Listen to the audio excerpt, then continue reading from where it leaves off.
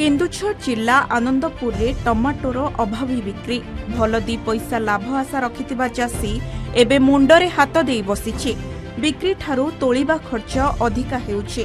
केन्दुझर जिल्लार आनंदपुर और घसीपुरा ब्लॉक रे पाखापाखी 40 रु ऊर्ध्व गाँवर चाषी माने टमाटो चाष उपरे निर्भरशील। मात्र शीतल भंडार नथिबारु चाषी प्रति वर्ष अभावी बिक्रीर शिकार हेउछि।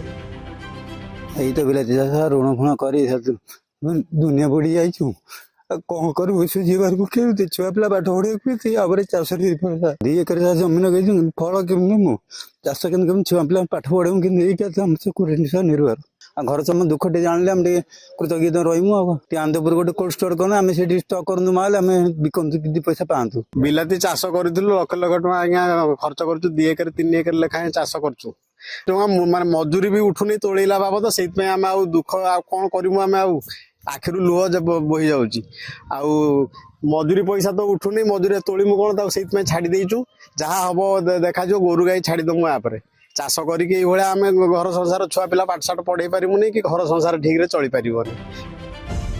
चाष आरंभ समय टमाटो दर थिला आकाश छुआ। अन्य चाष न करी टमाटो चाष करने मन बड़ाई चाषी। ऋण सहित हाथ उधारी करिथिबा चाषी को घारिछि परिवार प्रतिपोषणर चिंता। हेले सबु उलटपालट होईगला।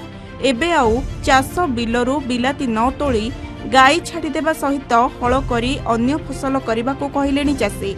अन्यपटे सरकारी प्रोत्साहन न मिलिले एही चाषी माने केमिति चलिबे ताकू नेई अनेक प्रश्न। सेपटे कर्तृपक्ष एनेई मुह खोलिबाकू नाराज।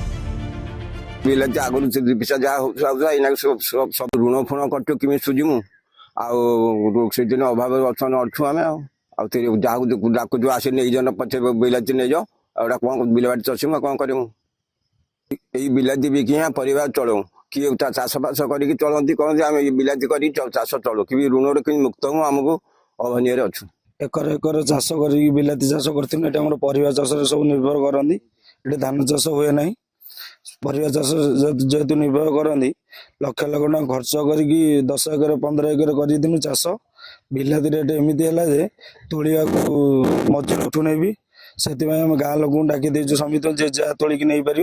बिलाती चाष करी भल 2 पैसा रोजगार करने आशा रखि चाषी एवं चिंतार कहीं बिलाती ट्रे 25 केजी वाला आसुवा ट्रे एवं 70 ରୁ 80 टंकार बिक्री होची। कहीं शीतल भंडार खोला जाउनी एवं कहीं बिलाती चाषी मान प्रोत्साहन दि जाउनी ताकू नहीं कि उठी अनेक प्रश्न। तेबे आमे आशा रखा निहाती भाव में या अधिकारी माने गुरुत्व देकी चाषी मान प्रोत्साहन राशि जोगेबे बोली। आनंदपुर स्वप्नेश्वर पंडा।